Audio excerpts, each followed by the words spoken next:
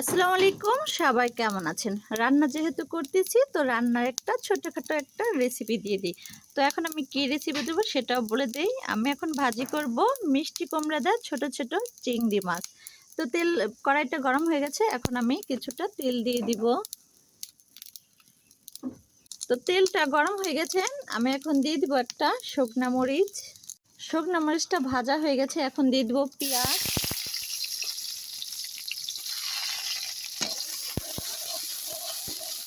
এখন দিয়ে দিব কিছুটা লবণ। পেঁয়াজটা ভাজা ভাজা হয়ে গেছে, এখন আমি দিব বেটে রাখা চিংড়ি মাছগুলো। এর সাথে সামান্য একটু আদা বাটা দিয়ে ভালো করে ভেজে ভেজে নেব এই চিংড়ি মাছ বাটাগুলো। আসলে পাতা দিয়ে আমি রান্না করতে পারি না, চুলা খালি বন্ধ হয়ে যায়।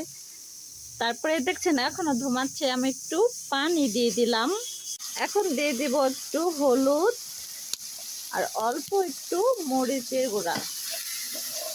এটা তো ভাজির মতো হবে, এর জন্য অল্প পরিমাণ দিয়ে দিলাম মশলা। এটা এখন ভাজা ভাজা করব। এটা কষানো হয়ে গেছে, এখন কেটে রাখা মিষ্টি কুমড়াগুলো দিয়ে দিব।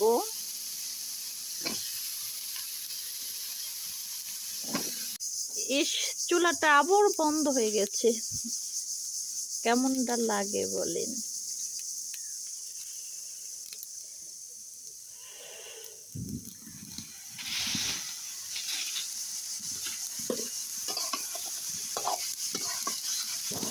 আর মাটির চুলায় রান্না করলে কিন্তু চারপাশে কিরকম কালি টালি থাকে। যারা মাটির চুলায় রান্না করে তারা হয়তো জানেন। তো অনেকগুলো মিষ্টি কুমড়া হয়ে গেছে, এটা কষানোর পর একদম কমে যাবে। ছোট ছোট চিংড়ি মাছ যা দিয়ে রান্না করি খুবই ভালো লাগে।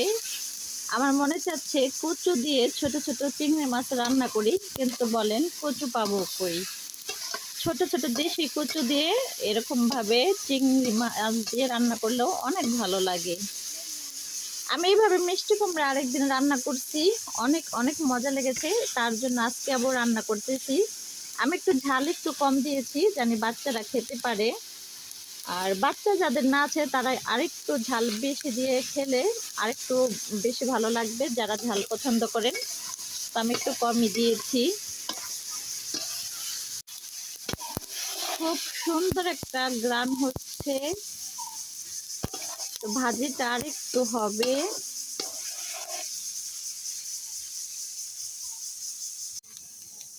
এই তো মিষ্টি কুমড়াটা হয়ে গেছে ভাজিটা, এখন এটা নামিয়ে নিব। ভাজিটা এখন নামিয়ে নিচ্ছি।